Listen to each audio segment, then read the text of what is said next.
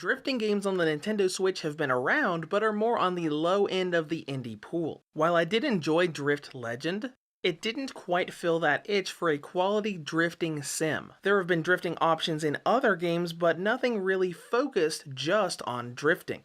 That is where this game comes in. A drifting series that started on mobile and has expanded to PC, consoles, and now to a handheld. Here is my review of CarX Drift Racing Online for the Nintendo Switch. When it comes to gameplay, CarX is a driving simulator heavily focused on drifting. First of all, this started as a franchise of mobile games that offered a lot of the cars and maps that you see here. Those were also freemium games with a lot of microtransactions, all of which were removed when they made CarX Drift Racing Online. As for the Switch version, the developers are working on implementing crossplay, but it isn't ready yet. Outside of that, it is caught up with options like removing the window and driver from different camera angles, but oddly without the map and vehicles from that very same update a couple weeks ago. Now let's dive into the game. As far as game modes go, you have single player and multiplayer. For single player, you have drift and tandem drift races. These have you going on a track and drifting around corners for rewards by the time you get through each checkpoint and finish each circuit. Tandem has you doing the same thing, but in a gauntlet of races instead of just one. You also have time attack and training. Time attack is a sprint race through each track, rewards being based on time spent with drifting disabled. Training is a bit more fun as it is a sort of sandbox mode. Instead of being locked to getting to the next checkpoint and restricted parts of each map, you can go in between barriers and explore pretty much anywhere you want.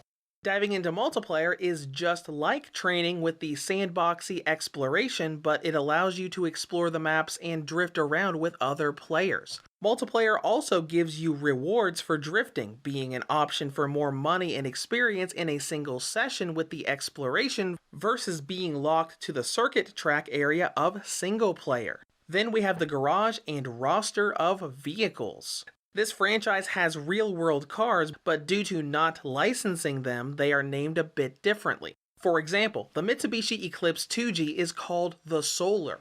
Taking a look at the roster, CarX Drift Racing Online features nearly 80 different vehicles, from modern cars like the Corvette C7 to the classic 1977 Ford F-150. But there are some pretty unique vehicles here as well. We've got iconic cars like the 8.6 from Initial D and Paul Walker's R34 from the Fast and Furious series. You can also find some wacky vehicles that don't even look real. Look hard enough and you'll find Mike Ryan's Freightliner Cascadia racing truck and the Flanker F, a wacky cross between a C6 Corvette and the Zenvo ST1 supercar made by Russian drift team Evil Empire a couple of years ago. All of these vehicles, as well as the maps, are unlocked as you race to gain experience, along with earning money to be able to purchase them once unlocked. That brings us to the gameplay and driving. The thing I love about this game is the amount of effort put into the drifting. There's a lot of physics involved with the handling, with every car feeling and handling differently from the others. Drifting is also more involved than simply hitting the handbrake and turning the analog stick in one direction.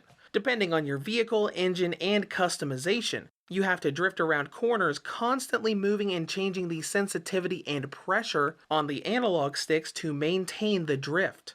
There's a lot of room for error here with oversteering, braking at the right moment, and height management. But even with all of the detail, the drifting is pretty forgiving once you get the hang of it. While going into snow or dirt will break your drift combo instantly, nudging or lightly grinding against the walls and barrier around you will often not penalize you, allowing you to keep going with your drift multiplier after recovering from that mistake. Now once you start winning experience and money, all of this in-depth drifting goes further when you start customizing your vehicles. You do have a bunch of cosmetic things you can do, like installing a body kit and swapping out different parts on the outside to make it look good. You can also upgrade your engine for a different purpose.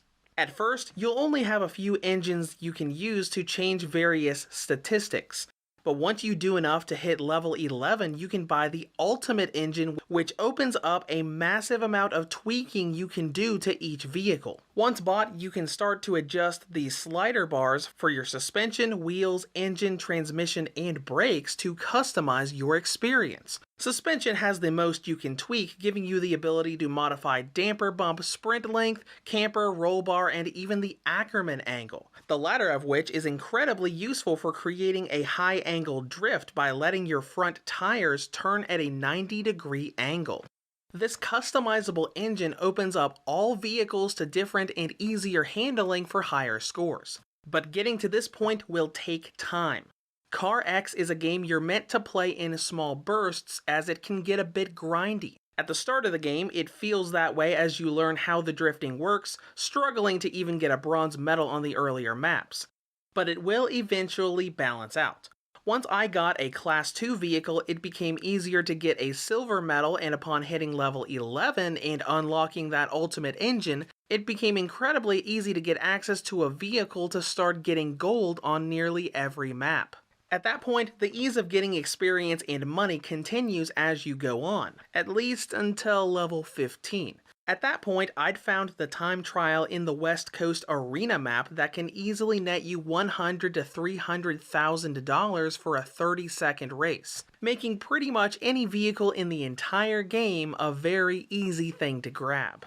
The problem is the experience. Even when using the Class 5 vehicles, you only get maybe 300 to 500 experience per full-length race. Considering each level 15 and up will require at least 20,000 or more experience, that means you're going to be doing 30, 40, or even more races just to get one level. That is why I think it is important to play this game in small bursts, which a handheld system is good at. The grind isn't nearly as apparent as a pick-up-and-play game versus doing it in a long play session in front of the TV. Speaking of, let's talk about content and length. Overall, this game has a lot to do. Nearly 80 different vehicles, and by the time I'd gotten to the point where I had vehicles purchased from every class and started to abuse that time trial for money, I had easily clocked around 15 hours. And it wasn't until around 20 hours that I owned most of the Class 1 to 4 vehicles and was working on the grind to unlock the remaining areas. While the game does cost you around $40, which is 10 higher than the PS4 version, you can definitely get your money's worth out of it. When it comes to presentation, the visuals are pretty decent. The details on the cars and tracks look really nice, especially in handheld mode.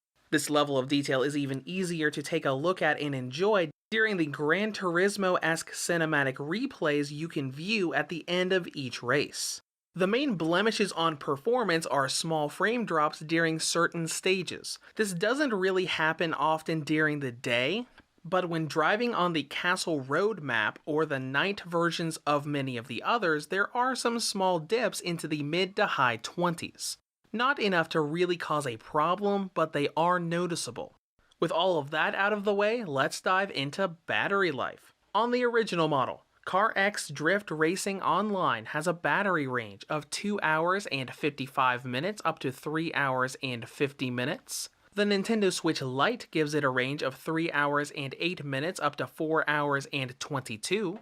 Finally, the V2 2019 model gives it a range of 4 hours and 40 to 5 hours and 46. Wrapping all of this up, CarX Drift Racing Online is a solid driving game with an excellent drifting system. While it is a bit of a downer that crossplay is not here yet, and some small frame drops along with the grindy nature of the single player can be a nuisance during long play sessions, there is still a lot to love here for fans of drifting with more content on the way. Reviews to go rates CarX Drift Racing Online for the Nintendo Switch a 7.5 out of 10. If you have any comments or questions, feel free to leave them below. Thank you for watching and have a great day.